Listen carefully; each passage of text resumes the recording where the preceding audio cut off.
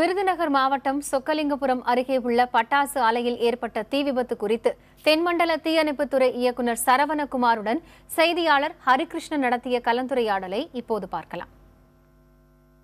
விருதுநகர் மாவட்டம் சிவகாசி அருகே உள்ள புச்சக்காப்பட்டியில் பட்டாசு ஆலையில் வெடி விபத்து ஏற்பட்டிருக்கிறது. இது குறித்து பேசுவதற்காக தென்மண்டல தீயணைப்புத்துறை துணை இயக்குநர் சரவணகுமார் அவர்கள் நம்மோடு இருக்க அவர்கிட்ட கேட்கலாம். சார், இந்த விபத்து எதனால் ஏற்பட்டது?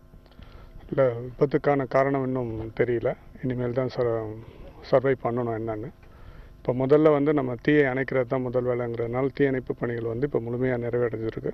இருந்தாலும் பாதுகாப்புக்காக தற்பொழுது இங்கே ஒரு வண்டி நிலைநிறுத்தம் செய்யப்படும்.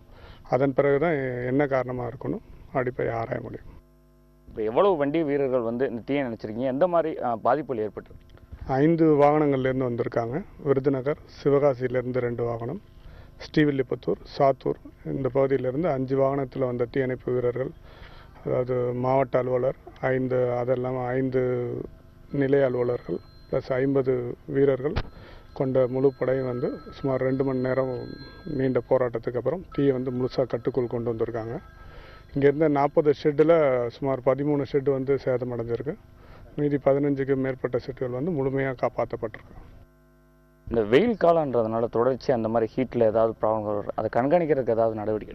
இல்லை, இங்கே இருக்கிற அலுவலர்கிட்டையும் மாவட்ட அலுவலர்கள், நிலைய அலுவலர்கள்ட்ட அந்தந்த பகுதியில் இருக்கிற ஃபயர் ஒர்க்ஸில் பாதுகாப்பான முறையில் அவங்க செயல்படுறது எப்படி அப்படிங்கிற செயல்முறை விளக்கமும் தொடர்ந்து பாதுகாப்பாக செயல்படுவதற்கான முறைகளையும் அறிவுறுத்துமாறு சொல்லியிருக்கிறோம். அது தொடர்பணி இனிமேல் அதிகப்படுத்தப்படும். நன்றி சார். இவர்களை பொறுத்தளவுக்கு தொடர்ச்சியாக இன்று மட்டுமில்ல, தொடர்ச்சியாக இனி வருகாலகட்டத்தில் அந்தந்த பகுதியில் தீயணைப்புத்துறை அலுவலர்களை கொண்டு பாதுகாப்பாக பட்டாசுகளை தயாரிப்பது எப்படி என்பது குறித்து விழிப்புணர்வு ஏற்படுத்தப்படும், தொடர்ச்சியாக கண்காணிக்கப்படும் என்று தெரிவித்திருக்கிறாங்க.